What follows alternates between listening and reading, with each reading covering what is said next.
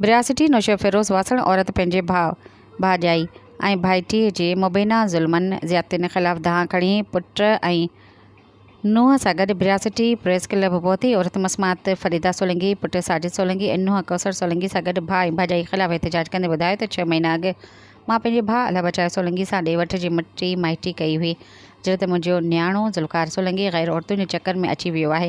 मुंहिंजो त हाणे मुंहिंजो भाउ अला बचाए सोलंकी, भाॼाई हुनजो पुटु मुंहिंजो न्याणो ज़ुल्फ़कार सोलंकी चवनि था त असां तुंहिंजी धीअ साजिदा सोलंकी खे तलाक था ॾियूं ऐं तव्हां पंहिंजी नुंहुं असांजी न्याणी कौसर खे तलाक ॾियो। हुन चयो त मुंहिंजे पुटु साजिद ऐं नुंहुं कौसर पाण में गॾु रहणु चाहिनि था।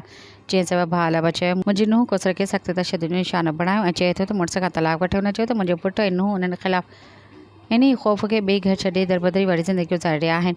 हुन वधीक चयो त ॿिए पासे न्याणो ज़ुल्फ़कार सोलंकी धीअ साजिदा खे मारकुट करे घर खां ॿाहिरि कढी छॾे थो, पर न्याणी मुड़ुस जो घर छॾण लाइ तयारु न आहे। हुन चयो त भाउ अला बचाए मुंहिंजे पुट ख़िलाफ़ नौशो फिरोज़ थाणे ते नुंहं जे अग़वा जी कूड़ी रिपोर्ट दाख़िल कराई आहे, जंहिं त ही ॿई पाण में रज़ा ख़ुशी सां रहनि पिया। हुनजो त थाणे जो एहलकार नेक मोहम्मद चांडियो SHO जो ड्राइवर मुश्ताक वंगार वहंदे मूंखे तशदुद जो निशानो बणायो ऐं धीअ सां नाजाइज़ लाॻापा रखण लाइ धमकाए रहिया आहिनि।